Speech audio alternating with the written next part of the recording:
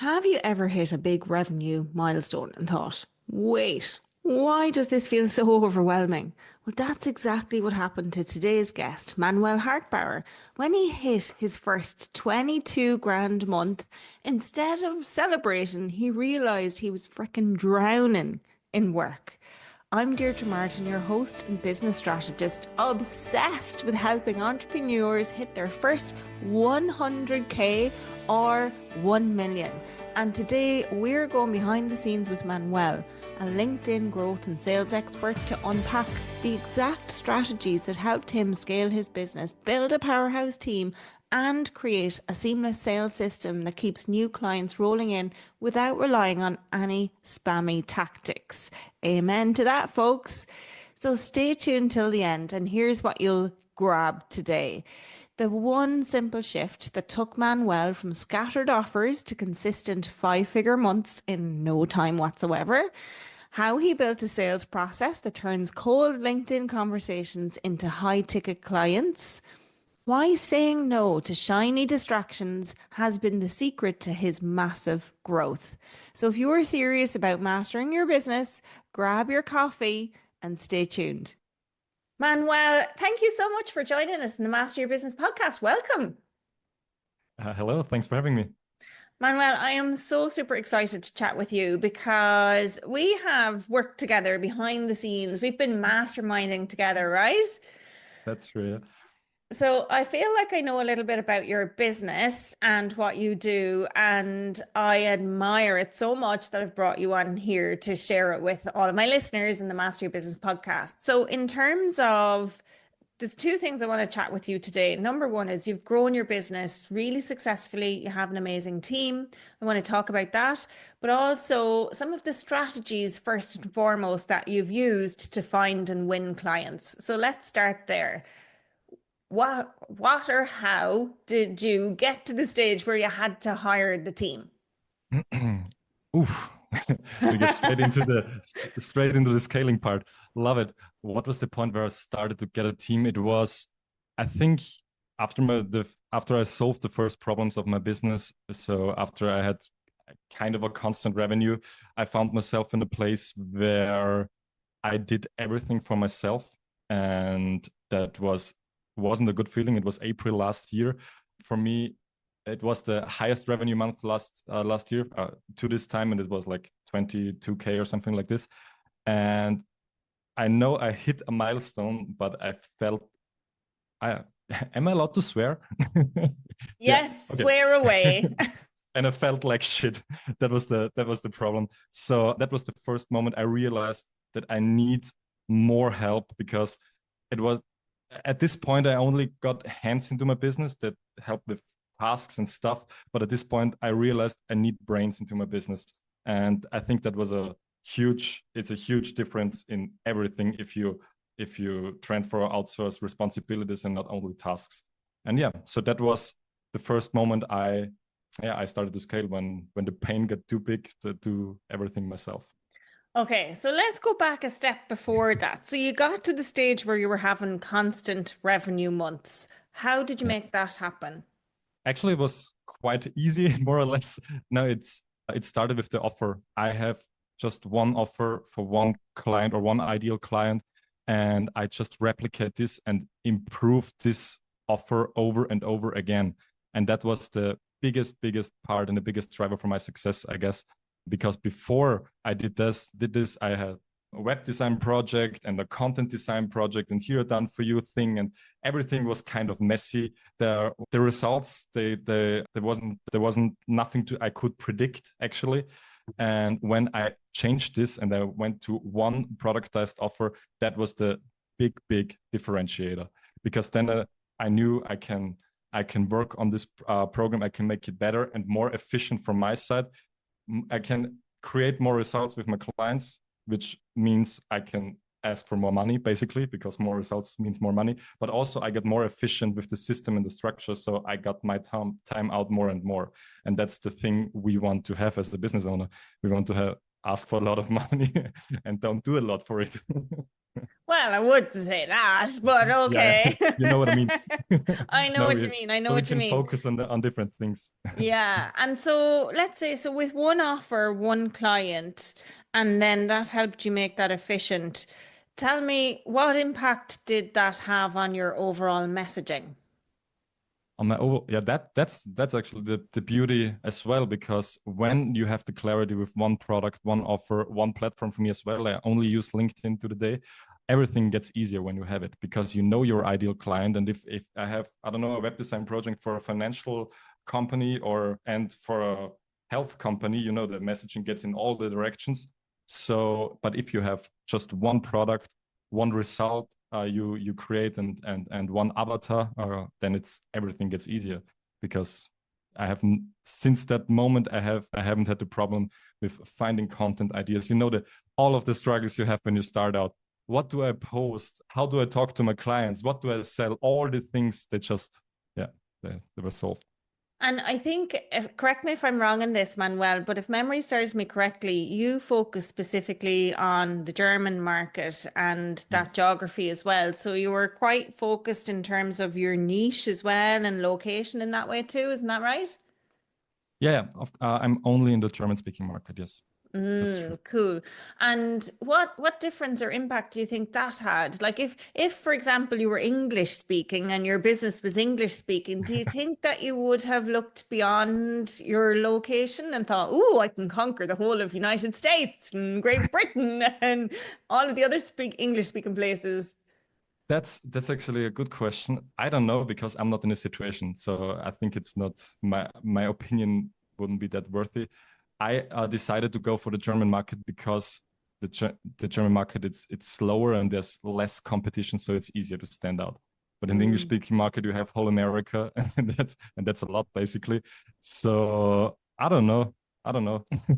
I used to, because I think, of course, there's a smaller market overall. There are only 100 million German speaking people in the world, Only. but only, yeah.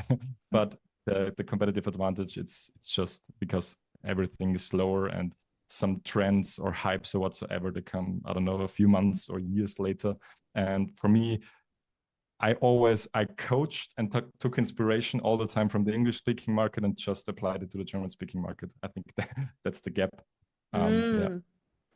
So I think that's really cool because what you did then was you kind of micro niched if you know when I look at this as well because you did one offer for one client on one platform with a clear message excuse me, with a clear message in one language for one, not necessarily geography, because we've got German people all over the world, but Mhm. for One one language. geography. Yeah. So Yeah. what that helped you to do was to really micro niche who your audience is and then go from there to make all of that super efficient. Yeah, that's true actually. And I think for me, as a business owner, or as a uh, growing business owner, I learned the same lections all over again and again. And I think in all the areas, it's just so important just to focus, to bring it down to the easiest thing, and then go from that basically. And I already thought last year to go on different platforms, because you know you have to spread, and the risk at you have less risk if you are on different platforms, and you know, maybe you know all the myths basically. And I didn't do it because I figured out for myself, I have LinkedIn as an acquisition channel, and it just works perfectly fine, and I can put a lot more effort into my LinkedIn acquisition channel and get a lot more out of it. It's a lot easier than go on Instagram, where I never have been on. I have no idea what to do on this platform. So I figured out for myself, it's just I do more of the things that works, as long as I don't get any more revenue out of it when I do it. And I think that's one of another huge lesson I learned in the last years.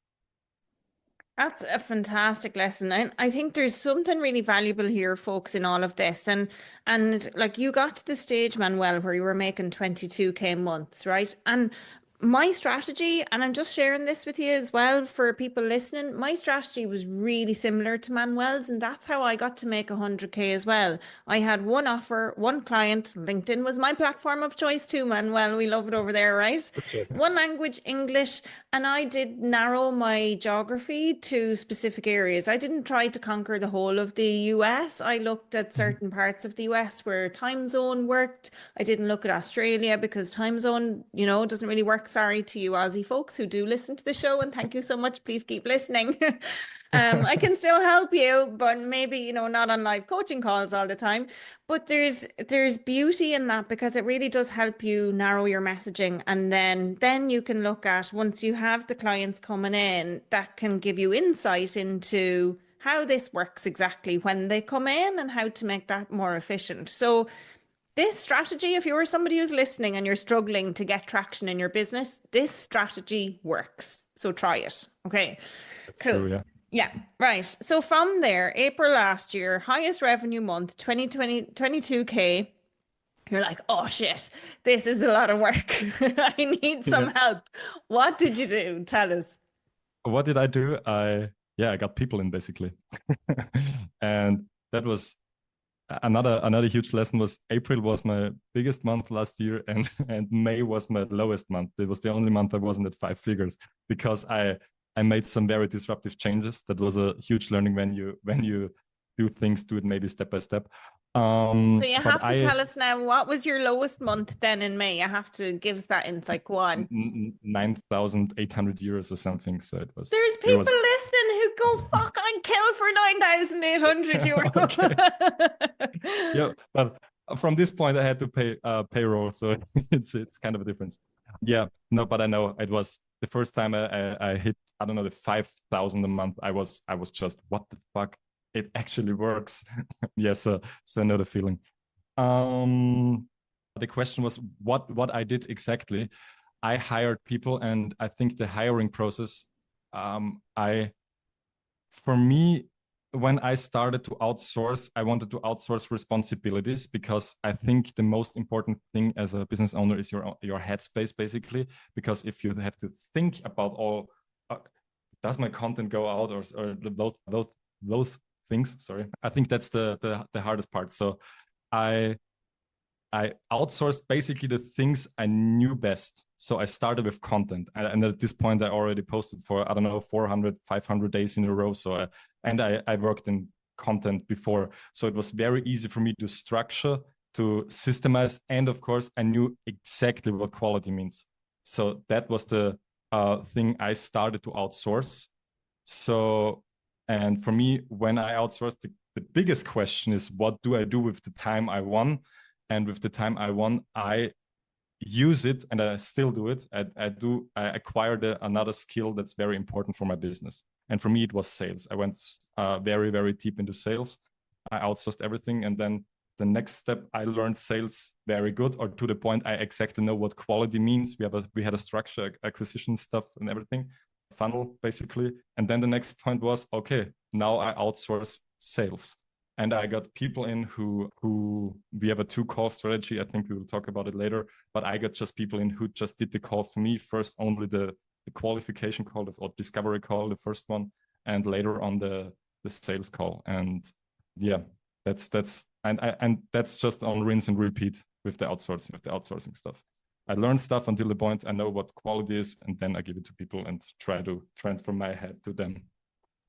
Okay, so I think one thing, let's be really clear on, your background is in marketing. Your background is in website stuff and things, right? My background is in tourism, actually. Is it what? I did not know that, Manuel. Yeah. I went to tourism school basically, and I studied 5 years economics, and after 5 years the study was finished with me. So I canceled. I didn't finish because I was on the edge or on the brink of a depression. It was shit for me. The moment I quit the study, it was the moment I learned to love learning, basically, because I figured out I can learn everything from YouTube. What the fuck? And then I went down deep the rabbit hole, And I went 3 months to China doing Shaolin Kung Fu and came back and made myself.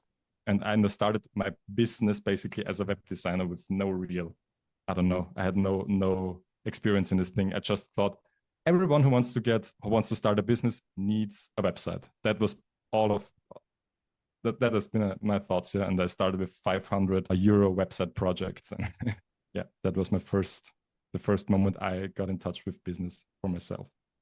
Amazing. So you ended up going down a rabbit hole, figuring out all that sort of stuff. What? How did I not know about those the years before? Yeah, that's true. And so how long were you doing that for then? The web design stuff? Yeah. Only a few months, because I figured out that the people that came to me, basically it was just people I knew more or less. I figured out very fast that the website isn't the thing they needed. They needed traffic, they needed people they can talk to, and not a website who doesn't do anything if you don't have a clear offer or anything. I had no idea, from no plan from acquisition or anything back then. So I pivoted very fast into content design, writing and designing content for my clients, and then more and more into the direction of the whole profile stuff. I wrote DMs and everything just to get them calls. And then I figured out that's not the reason why I started a business, because it felt like a job. Basically, I just worked for them and not with them. And back then I had one client. I did Facebook and Instagram for him, and LinkedIn was just a side thing. And I figured out, okay, that's a platform with a lot of potential, and no one I know is on it. It was very important for me from a mindset. So I figured out, I pivot again, and I go 100% on LinkedIn and work with my clients and not for my clients, and just show them what I have learned over the 1.5 years I was self-employed at this moment. And I got addicted to coachings as well, but that's a different topic.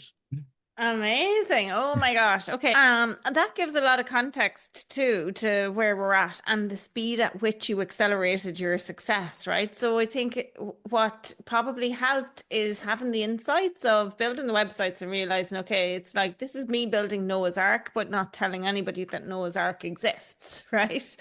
And then trying to get the herd to go there, it came back to social media and how do you drive traffic, social media, and then having to figure out how to do all of that stuff. So like doing it for other people is hard. It's hard enough to do it for yourself. It's hard doing it for other people. And so from there, what happened?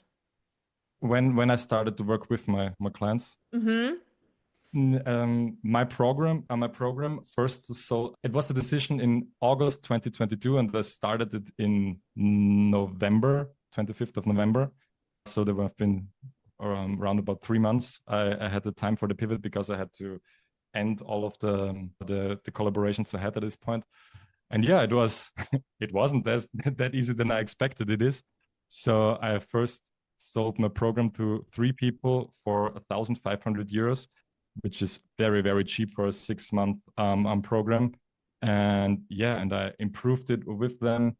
And the start was hard because I fell. It was 2 times that I fell for the shiny object syndrome. I thought I could do something else as well. Both of the times it was horrible. So I did one done for you job to my program, and it was horrible because I worked way too much. I haven't had any results I would have been proud of, and the acquisition, everything from my program was stagnating at this point. So yeah, had to learn this lesson twice, very, very hard. And then when I went to the point when I said, okay, no, there's 100% focus on this one, and I know it's tough. I know it's more work than usual, and I know it's not that money right now because obviously you don't start rich basically. So yeah, the moment I figured that out for me, that was the moment where things really took off. When people come to me in LinkedIn, and they come to me all the time and ask, hey, can you write content for me? I don't, or can you do one-on-one coaching or stuff like this? I don't even ask for the price anymore, what they would pay, because I don't care. it's not my focus, so I don't do it. And that's very, very important. And another learning is there will be a lot of temptations out there, because last year a person came to me and he said to me that he will give me 10,000 euros per month if I write his content for 7 days a week, basically. And I said, no, I don't do it. No, because it's just not my focus. And I know it sounds like a lot of money per month, but it's no. No, amazing. Okay. So I want to come back to the sales calls, because the sales calls, so we figured out your niche, we figured out, how you built your program, and we know that you ended up hiring people in April of 2024, 2023, 2024. 2024. 2024. So to close all of those sales to get your 22K month, and now the process that you figured out for closing sales for your sales team, tell us what that looks like. Okay, now we get very tactical. And we have a very specific process, because I think LinkedIn is an outbound machine if you use it correctly.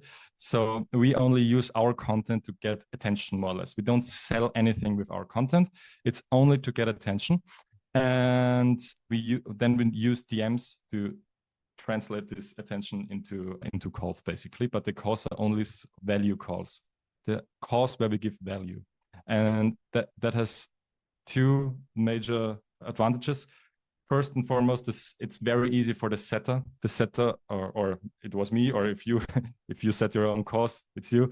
It's very easy to get the course, because you only say, hey, if you're happy, take 30 minutes. I won't sell you anything, I swear. It's a lot easier than getting calls like, hey, you want to take yourself 90 minutes? I will sell you something.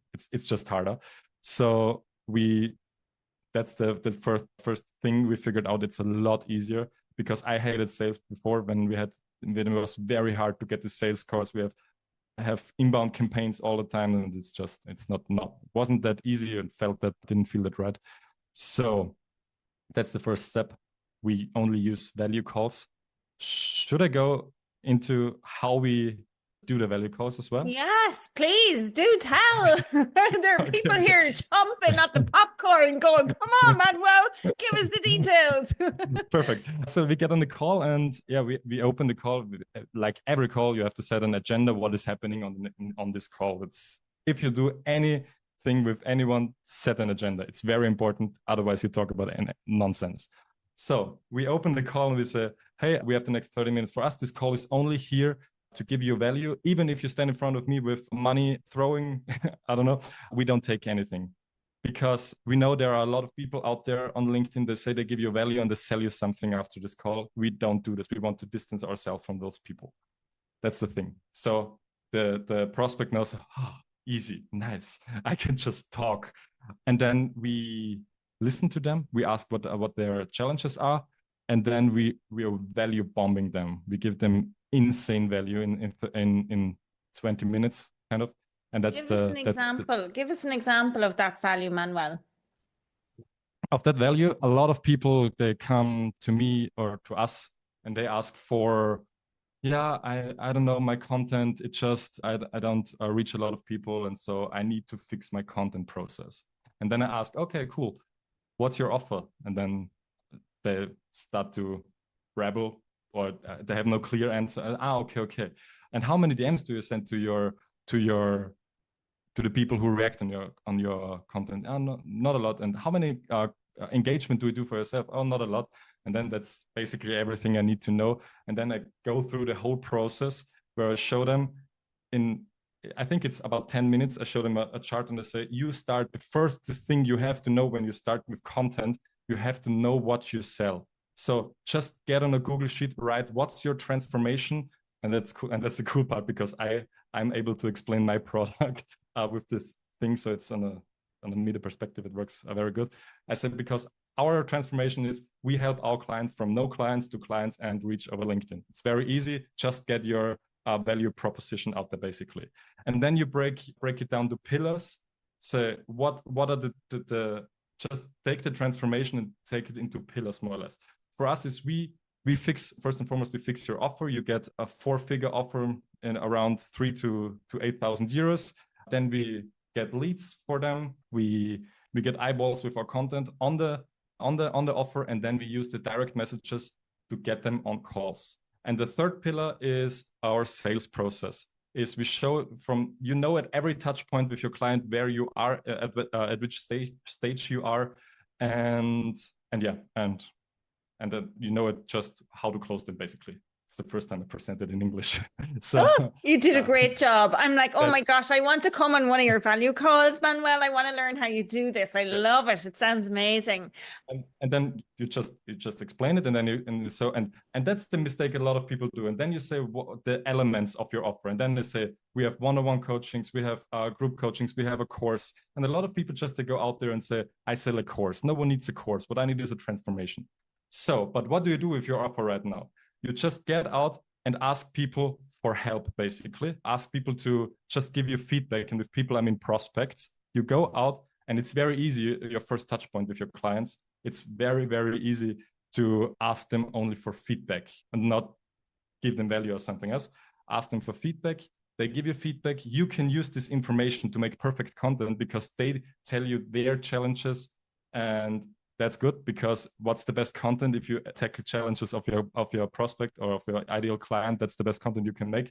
So you get your content out of it. You have the possibility to get clients with this feedback calls, and I just tackle all the problems he had before. I collected and solve it all with this one thing where we start from the offer, basically. And that's very cool. And I think, wow, cool. I haven't thought about this. And the outcome we want to have from this value call is, okay, if I just got so much value in 30 minutes, what can I get if I work with him? I want to at least listen to what he wants to sell to me. So yeah, and then we asked 2 questions at the end of the value call. First question is, have you got value from it? We want a clear yes. If we don't get a clear yes, we add 5 to 10 minutes. If we have that, then we ask just a question. Okay, do you want to hop on another call where we show you the exact process we run our client through? No worries, it's the same laid back conversation like this. We only talk about your challenges, the goals we want to achieve together, and how we could work together. And of course, there's no pressure to buy anything. How does it sound? And most of the people say yes. Okay, I'm definitely going to be incorporating this into my strategy. So if you have had a conversation like this with me and you're listening back to this podcast, thank you, Manuel. Perfect. Amazing. I love it. Folks, this is something everybody can do. And people show up and they think they need to be of service. And a lot of the people I meet, Manuel, they're like, oh my God, I hate feeling salesy on LinkedIn. And you see all those spammy messages coming in and it's like, they're going to try and sell me something. But I love what you're doing, because more and more what I'm seeing is that the number of touch points it takes for people to become clients is increasing. People are slower to buy. They're not making decisions, like rapid decisions, as quickly as they used to before. And a statistic I heard on this in the last week or two, actually from Neil Patel, is that it takes B2B people as many as 16 on average touch points before they'll purchase. And for B2C, it's up to 23 touch points. So all of those, the DM, the confirmation for your call, seeing your content, the value call, the confirmation for your next call, the actual call, all of those are little touch points that help bring you closer to those average numbers. So super smart strategy, super smart. Thanks a lot. Thank you for sharing it with us, Manuel. Okay, so what happens? So this was what got you to the stage where you're like, shit, now I've got so much of this going on. How can I do this? So now you're at the stage, you've outsourced your content, you've got this sales model down, and you've outsourced sales. So talk to us about outsourcing sales, because I'd say there's a lot of people listening. They maybe outsource their content, but they're not at the outsourcing sales stage. So how did you how did you upskill the team to be able to sell just like you sell and not have a detrimental effect on your business? Okay. That's actually a good question, because I think the value call is already sales as well. And the first stage have been that we outsourced this one, the value call. And that was actually not that easy, because you have to have expertise basically to give value. So we had a lot of trainings basically, and we had a lot of just reviewing all the value calls and then just train and say, okay, if they come with this problem, say this. If they come with this problem, say this. Because even if you get them from the value call to the sales call, if you don't give enough value, it's just that the sales call, it just gets harder basically, because they think, okay, I'm not good in saying no basically, and they ask me if I want to, so yes, I do, and the no-show rate also increases. So that was the first tough part to outsource it. But yeah, lots of trainings basically. that's the secret. For me, I almost switched first and foremost. I only gave away not all of the cost because we had to maintain cash flow basically. So that's maybe a very important thing to say, because otherwise your cash flow tanks.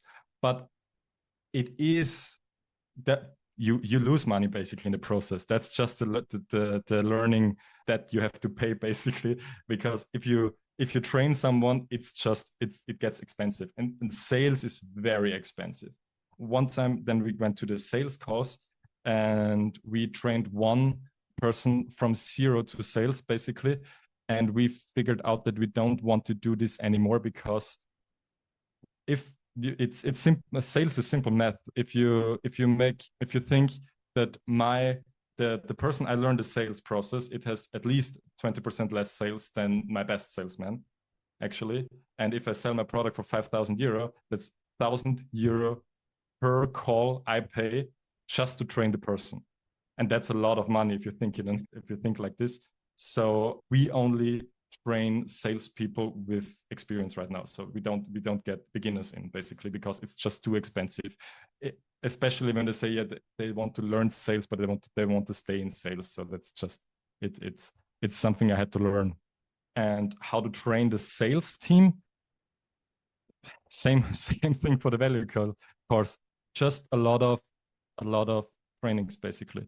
And the funny thing is, we have experienced salesmen and not so experienced salesmen, and I just explained the challenges we had with the not experienced salesmen, but we have also challenges with the experienced salesmen, because the sales usually can be kind of dirty, because if you use hard selling methods, if you use what's the term in German, it's called sales truth, which is basically lying, and we don't do that, and we don't want to do it, because it doesn't fit any of our values. So we had to, and I think we have one salesman, and she's like, she wants to get it out of her system, but she learned it the dirty way, because she just learned it like this. It wasn't her fault basically. She wants to get it out, but if you are in high pressure situations in sale, of course you fall back to the things you know and you've learned. But yeah, we figured it out, and now we don't have these sales techniques that are not that, I don't know, good. We don't have them anymore, and that's the thing you have to teach and train and supervise and everything. So and right now I'm at the point where I don't have any sales core anymore for myself. Wow. And we're already 6 figures in 25, so it's good. Wow, amazing. Congratulations, firstly. So you have a team. You have how many people on the team? 8. 8 people on the team. How many of those are salespeople? 4. And how are you managing all of this? Like, are they full-time? Are you paying them salaries? How does it work? One of my first clients, my 7th client, Dorian, he knows everything, and right now he's business partner. He took the part of sales, and he's the only one with a full-time salary basically.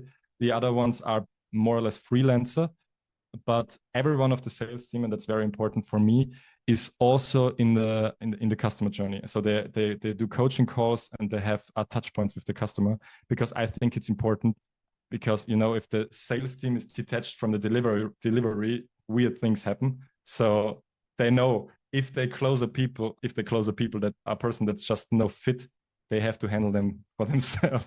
So that's good basically.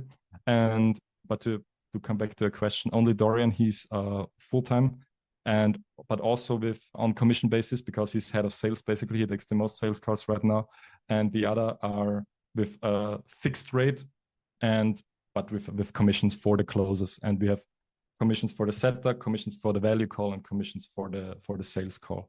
And it's, if you don't want to know it exactly, 3% for the setter, 6% for the value call, and 10% for the closer. And if you set and funny thing is, one closer of mine, she's also active on LinkedIn, and she uses her personal brand. If she sees people that are not fit for her, she just closes the person for my program, and then she gets 20% of everything, but she just basically gets client without me lifting a finger. That's very cool. It's a win-win. Total win-win. Total win-win. Okay, so let me ask this question then. How did you find these salespeople? And what kind of interviews do you take them through? Because like I think there's a lot of people out there who, first off, if actually let me go back a step. If you're not good at sales, that's a skill you need to learn. If you're not Yeah. good at sales and you're struggling with that, actually send me a DM on LinkedIn and I can connect you with some people who do sales stuff. In my program, Business Accelerator, we do cover my framework, which is 6S sales success strategy. And in there, it's a technique that I used when I worked in banking. It's very solution focused. And actually, I teach you how to coach your clients. So you're coaching your clients to identify if they have a problem, and you're not selling them shit that they don't need or want. Because like Manuel, that does not align with my values either. So you're helping them identify or understand if they have a problem. You're asking them if they're committed to solving it. And if they are, with their permission, then you explain what your offer is. That's kind of my framework. But if that's something you need help with, please reach out to me, because you're never going to hit figures or numbers like this if you're in that situation. And to scale then, if you're at the position where you've learned this skill yourself and you're ready to supervise people like Manuel does, where do you find these people, Manuel, who will come in and do freelance sales stuff for you? That's a funny thing, because the first 3 people of my team basically they came out of my program. I just this it sounds odd, but they gave me money to train them, and now I pay them. So that's actually cool. And then I'm no recruiting pro at all. I don't know how to recruit people without. I think it's not the phase right now, because I think we grow and grow more into the position where we need to get more and more talent in, people that are really smarter than all of the people that are already in. But I'm not in the phase revenue wise already to can afford those kind of people. So I was asking around. Basically, that was everything I did. I was asking around and say, I need someone for this position. And then I asked everything in every call, and I sent it out to my Slack community. And I didn't even reach out on LinkedIn yet. I didn't even use that community, but I just asked people, and they either they know someone or they know someone who knows someone, and that's basically the approach I took. It's not perfect, not at all, but yeah, that's it, for me. It's they have to be a fit on a human level and on a, I don't know, they just have to be smart. And it's not about the things they did, their education, or that they worked, I don't know, 20 years somewhere. No, it's just, are you willing to learn, and are you aligned with our vision? And that's the most important thing right now. But I have to learn a lot on this thing. Maybe it will be the next big coaching I will invest in. Yeah. Fantastic. Manuel, oh my gosh, you have given so many insights into your journey and your story and what's led to your success. So much that I think people listening can maybe take some of that and apply it in their journey to help them get some traction and acceleration in terms of mastering their business. Is there anything else, Manuel, that you feel, oh, I wish Deirdre had asked me that, that would have been helpful? Actually, not. I enjoyed the conversation a lot, because I love talking about those kind of things. And yeah, I think you structured it very good from the upcoming, and then you got the questions on the process. It was a very, very delightful conversation. Thanks a lot. Oh, thank you. Thank you. And tell me what's coming up for you and where can people reach you? What's coming up for me this year is business as usual. It's the part where things, I don't know, get hard because we have to repeat the successful tasks and don't do anything new because that's the shiny object I mentioned. So yeah, I'm in that phase. And yeah, if you're German speaking and love to and use German speaking market or serve for German speaking market, then you can find me on LinkedIn. My name is Manuel Hartbauer, and that's the only channel I use. I have a newsletter as well, and I started a podcast for myself this year. We've already 5 episodes, and we do 1 to 2 episodes per week. So if you're interested in this and you want to hear me in German, yeah, just have a look. And thanks a lot. Ja, ich habe Deutsch in der Schule gelernt. Perfect. That's about all I can remember to say. That's enough. It's not that a good language. I love English. I like English more, actually. Manuel, tell us, what's the name of your podcast if people want to go and check it out? It's just called Learn mit Manuel Hartbauer, and mit means with in German. So yeah, just type in my name and you find it, and it's called Learn. Yeah. Fantastic. Manuel, well, thank you so much for joining me today. Thank you so much for your candidness and openness and transparency. And yeah, it's been a pleasure having you. Thank you. Thanks for having me. Thanks a lot. All right, let's recap the gold from today's conversation with Manuel Hartbauer. Simplicity wins. Niching down to one offer, one client, one platform totally skyrocketed his business. Sales definitely don't have to be sleazy. I loved his value first call strategy. It makes selling so effortless. Let me know, is this something that you might adapt in your business going forward? Scaling means letting go of some of the things that you're already really good at, and hiring the right team can allow you to step out of those things into the things that are really time consuming and focus on the next area of your business that will help you scale. So for Manuel, that meant hiring the right team allowed him to step fully out of sales and content creation. Oh my gosh, just imagine what that could do for your business.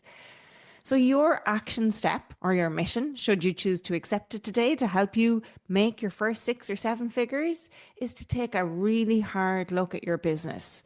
Where are you overcomplicating things? Where can you simplify? Where can you streamline? Or what could you delegate? Okay, folks, if you found this episode valuable, do me a solid, please share it. Send it to a business buddy, somebody who needs to hear it.